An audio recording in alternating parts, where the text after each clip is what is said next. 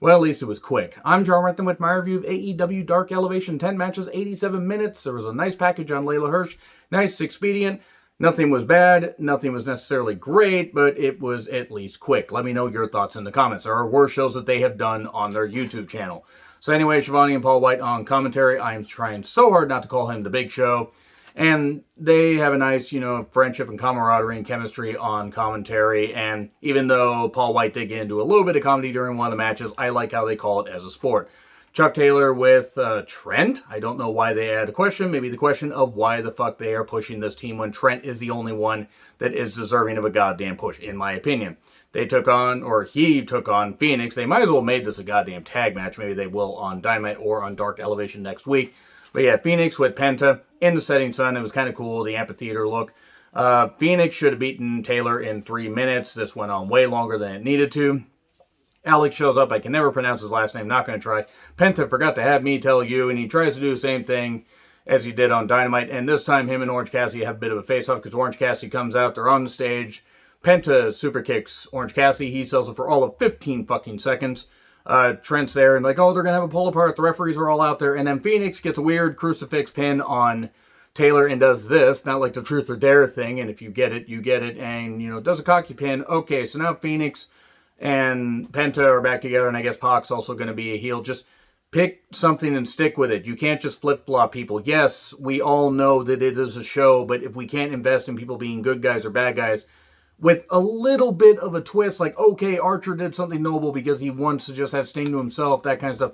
I can understand some things like that, but they are not consistent at all, and it makes it hard to invest in some of these feuds, even if some of the matches on Dynamite, or especially the pay-per-views, are pretty damn good. The build, and it's really, really weird. But anyway, and the Lucha Bros are really goddamn talented. Pac is really goddamn talented. I like the trio. Way too many factions in AEW, but anyway, I don't know. It was what it was.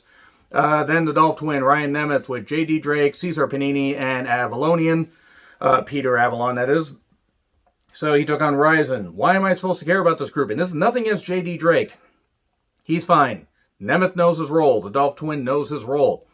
I think J.D. Drake has the most potential out of anybody here because he's playing charisma and actually does have some good ability in the ring. Rude Awakening, 1, 2, 3. Nothing against Ryzen either. He just always loses. Soundly, convincingly, whether it's in a multi-man match or a singles match. He has a good look, so maybe they'll, maybe not give him some wins, but give him a little, give him some more competitive stuff going forward. Where is my mind? Somewhere other than this match. Orange Cassidy versus Dean Alexander. And fine, Orange Cassidy does the usual stuff and hits the orange punch. 1, 2, 3. Dean Alexander has some good size. Dolph Twin promo. Panini cannot talk one bit, and it's not because English is his second language. He's just not a natural talker. J.D. Drake has something. He tried to make this work. He's talking about, going out to the club. He's all dressed up and everything. It's like, they're going to get the pinkies in. Let's touch tip, boys. It's like, J.D., get your finger over here and jam it in with your friends. That line was funny. So Max Caster does a rap where Bowens has to cut him off from sucking something. That's just all I'm going to say. The Acclaimed, Anthony Bowens, is back in the ring. Tremendous and really good video package. Showcased, by the way, on a recent episode of Elevation where he found out that Bowens is, openly gay. Good for him. Seriously, good for him. I like the Acclaimed as a team. They took on Liam Gray and Adrian Alanis. It's a little bit ironic, don't you think? I don't know. I swear Adrian Alanis, I've seen him in something at Primetime Live, maybe? Anyway, good to see Bowens back in the ring. White then proceeds to talk about using an atlas and a ruler during this match. I don't know why he picked this, but maybe it's because he didn't really have much to say. A claim to fame, 1, 2, 3. And for whatever reason, Caster was kissing the guy's hand afterwards. I don't really fucking get it at all. So then 5 and Reynolds talk strategy, say, well, I can be like Silver, and then tries to do Silver's comedy. Hopefully John Silver recovers from his injury. Whether I care for the Dark Order as a stable or not, Silver does have something, and hopefully he can recover. So Nick Camarado with The Factory. There need to be a factory reset on this whole goddamn feud because I don't fucking care about the factory and the family and any of this bullshit and nothing against the people involved. But anyway, VSK, I believe, is also on some episodes of Primetime Live. Well, QT sits on his throne of stairs. Yeah, this whole goddamn feud's going down the porcelain throne. Jump start by VSK, and Camarado does have something. He has some really good size. Hits the press into a catch slam. 1, 2, 3, and then does another one. Cool. This did really nothing for anybody. Nobody got more over. Nobody got really, under. I just don't care about this feud. Layla Hirsch package. She was adopted at 8. She has a twin sister coming from Russia. She had very nice parents that adopted her and her sister, and that's good. And she had, really, really nice stuff. If you see nothing else on this show, please check this out. This was pretty cool.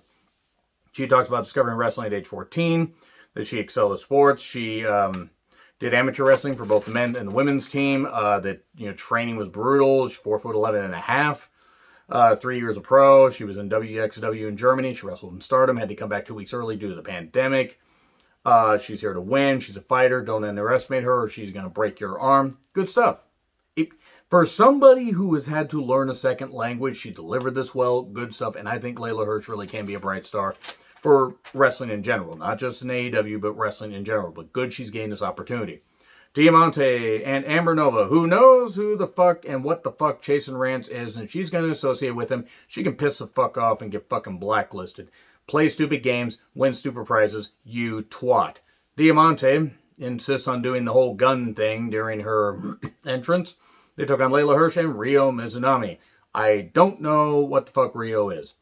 Just strange. She's a strange gimmick. Good in the ring. Strange, though. Layla really does have something. And taps out Amber Nova with the armbar. Good. Just laid it in just a little bit for associating with Jason Rance. And especially being the girlfriend, apparently, of Jason Rance. You know what the fuck he is, you goddamn stupid twat, and you deserve every bit of ridicule that you're fucking getting. So anyway, so Dasha interviews Scorpio Sky and Ethan Page.